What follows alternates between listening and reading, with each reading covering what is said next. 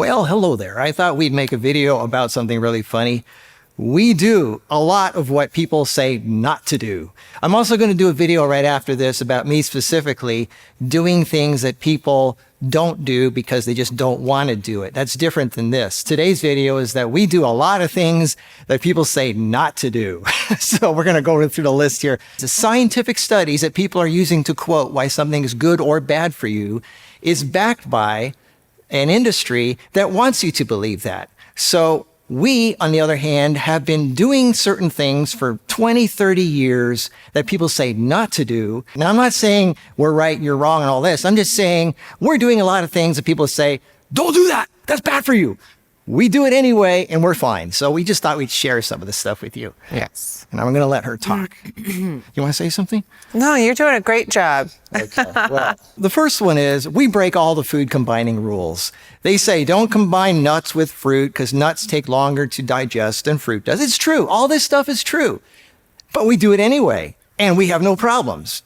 We've been mixing all the stuff they say not to. I did a video about food combining. I'll put the link down below. Although there's certain ones that are just a no-no, like the watermelon. Yeah, watermelon is that. Well, you see, it's not necessarily bad for you. It's high sugar because most watermelons nowadays are bred for high sugar. And B, it's a lot of cellulose. It's basically all the cells of the watermelon are little plastic bags full of sugar. The little baggie that's around each cell is really hard for our body to break down. And when it does, we get a lot of gas, and the sugar just feeds that gas. So watermelon is really bad for you, even on its own? No, well, it's got high sugar. If you have cancer, if you have, things that feed on sugar, you should not do watermelon. But the point is, watermelon's not necessarily bad for you just because you're getting gas from it.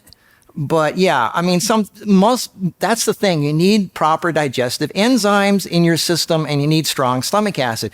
Most people do not have strong stomach acid. Why? Because they eat bread. Bread acts as a sponge that soaks up all the stomach acid, alkaline water, calcium pills, antacids, blah, blah, blah. I've already said all this stuff. But the point is, if you have strong stomach acid and really good enzymes in your system and you're working really at full capacity, you can mix all kinds of stuff in there and it can handle it fine. I know the mono people are going to go against this, but I'm just saying what we've been doing for 20 or 30 years, mixing all kinds of stuff that they say shouldn't, and we are fine. So that's the first one. Second one is your favorite. What? Oh, olive oil. Yeah, everybody thinks oil and fat is bad for you. Stay away from all oils and fats. I've been eating olive oil since I was born because my dad was Italian. And you eat avocados like they're going out of style, at least 2 or 3 a day? I do at least one. And nuts and seeds. And we've been doing, yeah, all the oily stuff. Now they say refined oil is different than whole foods. We get that. Most of what we do is whole foods. We have, we put whole cashews in the blender, whole nuts and seeds in the blender or whatever. Yeah, and that's... And we put a little bit of olive oil in our stuff. We don't we don't go crazy, that's it, in moderation. And we use a little bit of coconut oil. We use some olive oil, but we're not like anti-oil. Like the body needs oil, But when I use coconut oil, be it on my face or body or internally, externally, I do make sure I only do raw, unprocessed, pure, virgin, organic, cold-pressed, raw coconut oil. There is a huge difference. Right. One of the guys that I interviewed, Bernardo Lopalo, who lived to be 113 years old, used olive oil by the bucket load. Every single day, he put olive oil in everything. He ate it, he drank it, he smeared it on himself. He loved olive oil. Son drinks a lot of olive oil. He uses a lot. And his skin is so smooth. It's smooth and soft like a baby. The Mediterranean diet, it's got olive oil in it, but, they say, well, they're healthy despite the olive oil. Okay, whatever. All I'm saying is we've been doing a lot of healthy fats and oils for most of our lives. Well, what's your take on that it's taken away from the olive? If you step on an olive and go like that with it, guess what you get? Oh, okay. You get olive oil. Not okay. And you chew like crazy. Your doing that to it, you're creating olive oil in your system. You just have fiber and a lot of other stuff in there mixed in with it, which is good. When you drink olive oil, that's just strictly oil with no fiber. But we don't drink it by the glass. Right, and we mix it with fiber. Is that good? Yeah, if you use it on your salad, then that's there's different kinds of fiber. The fiber that comes with it is there for a reason. Okay. So whatever. Right. Anyway, so we do a lot of healthy fats and oils. So. All right, people seem to have something against cashews. Speaking of cashews, we love them. We put them on everything. We've been using them for 30 years. We have no problems. And cashews are actually really good for you. We can do a video on the benefits of cashews. Look it up, Google it. I like why cashews are good for you. And enjoying the foods that we do enjoy, it's hard to get away from cashews. They're awesome. And it's included in everything. It makes great creams and dressings. They're high in zinc. Other nuts just can't really. Yeah. If you want to make milk, nothing beats cashews and water in a. I love almond milk. That's not true. Well, cashew milk is. But if you're looking for like a whipped cream, for your cheese, for your cakes and stuff, nothing beats. There's another thing that we do a lot that we do that other people say not to do or whatever. Whatever. Fruitarians. We're rebels. Fruitarians are all about fruit. They're fruit addicts, they're sugar addicts. They love fruit. Now, I was a sugar addict for the first 30 years of my life. She is always been savory. She's savory. She doesn't do a lot of sweet stuff. She has fruit and sweet things in her recipes because she knows you guys like that, but she herself doesn't eat that. She does mainly all savory stuff. In other words, non-sweet. I do very little sweet lately too. I'm not doing mangoes and bananas, and I'm feeling the health benefits of going away from the concentrated sugars. We do some fruit, but we're not crazy about it. It's a little bit. It's mainly greens, nuts, seeds, and legumes, and just a little bit of fruit. But we're not fruitarians. If we're gonna eat fruit, green apples. That's a fruit. Green apples are not sweet. They're tart. They make you pucker. Why? Because of the malic acid. That's better for you than the red apples, which are bred for sugar, which again feeds all kinds of things that love sugar in you. If I'm going to do fruit, my favorite fruit to eat is the blackberries because they are high in antioxidants. They're purple. And definitely those pomegranates when they're in season. I was just fantasizing about them yesterday because they're arriving any day soon. The non-organics are already in Whole Foods, but I'm waiting for the organics. And I was fantasizing, I'm going to do like 20 of those pomegranates a day. I just can't get enough. I could just eat a whole bowl of those. And that's another thing, it should be in season. People like to buy things in the grocery store that are just from another country out of season. But if we do eat fruit, it's usually darker, like the blue fruits that are not really that sweet. Or tart. Right. Okay, another thing is salt. People say, cut down on salt. Salt is bad for you. And while, yes, normal processed refined table salt isn't good for you, we do a lot of Celtic sea salt. We put it on everything. We love it. We have been for 30 years. We don't have blood pressure problems. Yeah, every time we go to restaurants, we bring our own salt with us. She has a little baggie, kind of like a little crack vial that has like Celtic sea salt in it, which is funny. You pull out this little baggie. And that's amazing. Nobody ever says anything about it. People think cardio is the answer for weight loss. So they go jogging, they do all their on the treadmill and stuff. You don't really burn a lot. Guilty. I thought that too. Everybody thinks that in the beginning. You don't really burn a lot of calories jogging or being on the treadmill. You burn more calories doing strength training, weight training, weight-bearing exercises. Muscle burns fat. Muscle uses fat for energy. And the more muscle you have, the more fat you burn. And the bigger the muscles you use, when you're like, or doing squats or deadlifts or whatever, the biggest muscles are your legs. So the more intense your muscles are straining to lift weight, the more fat you're burning. So sorry, women, you got to go strength training. It's not just a guy thing. Everybody thinks muscle building you're not going to look like a guy. Stop worrying about that. If you want to burn fat, you got to work your muscles in a way that they're like, they're straining, or squats, whatever, deadlifts, like she does. It's not just a guy thing. I can't believe what a huge misconception that is, that you need cardio in order to lose weight, when in actuality, that's strength training. It just, the fat, the weight just melts off you. And I'm talking just 3 times a week, 1 hour a day.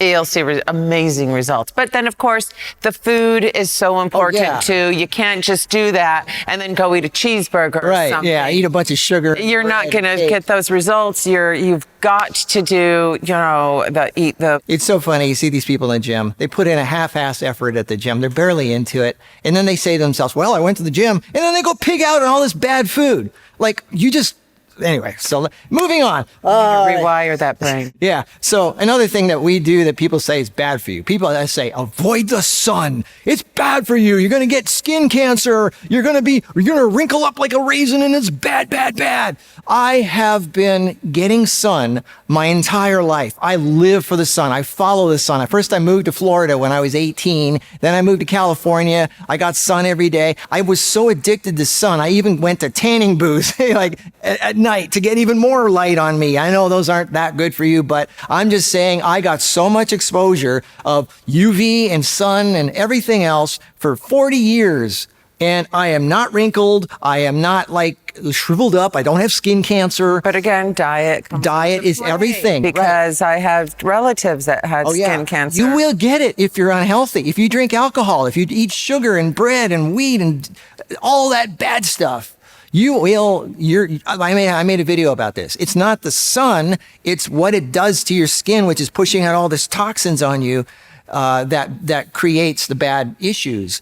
But if you're healthy and clean, then the sun is actually good for you. I mean, you need the sun for vitamin D, vitamin K, for getting iron. They did a study in Sweden showing, 20,000 women who got a lot of sun every day had half the breast cancer that the ones who didn't get sun or something like that. They got dramatically less. But everything again in moderation. This Vegas sun, I do gardening every day. I'm out in the garden keeping these flowers alive in this 110-degree heat. And I don't go out when the sun is frying me. I do. I love it. That's a little too much, but I noticed I am getting a little too dark, so I've been avoiding the harsh hours, but I do make sure to get sun every day. I'm not going to let the FDA tell me sun is bad and put sunscreen all over my body. Yeah, toxic sunscreen. Yeah. Some people still think alkaline water is good for you. I made a video about going there. Yeah, I am going there. I made a video about this years ago. We drink acidic water. We drink acidic water, not alkaline water. We put apple cider vinegar in our stuff. We put a little bit of lemon juice in there. We put a lot of acids. Your body's acids. It's amino acids. You're driven on acids. Most of your body is acidic. Anyway, we've been doing a lot of acidic water instead of alkaline water, and we're healthier than the people, a lot of them, who are doing the alkaline. Now think about it. When you swallow stuff, it goes into your stomach, right? Okay, your stomach is acid. If you drink alkaline anything or calcium or anything that's alkaline, it knocks out your stomach acid. What does stomach acid do? It breaks down your food. It digests your food. It's your first line of defense against pathogens, bacteria, viruses, fungus, parasites. It helps break down acid-dependent vitamins and minerals, which require acids to get into your system. You need stomach acid. Alkaline water knocks out your stomach acid. I have something to say. When I was 18, 19, instinctively, I took a jar of apple cider vinegar and I'm like, I just feel like I want to drink it. And I swear I chugged it. And I think my body needed the stomach acids. Yeah, well, I was just so drawn to it. Like I needed it. Theoretically, what you just said made so much sense. Yeah. I mean, look it up. We did a story. I mean, it's already been scientifically debunked years ago. Another thing that we do that people say not to do is people say, don't eat garlic or onions. It's bad for you. It makes you stupid. It's toxic. We eat tons of garlic and onions. We have for all of our lives. We love it. I mean, although I've recently cut down on the garlic. Well, what she does is she takes what do you call it? The bulb. The bulb. Like the size of an apple. It's got like 20 cloves in there, and she eats it like a horse. She just bites into it and eats it and chomps on it like a horse. I remove the skin and I eat the clove.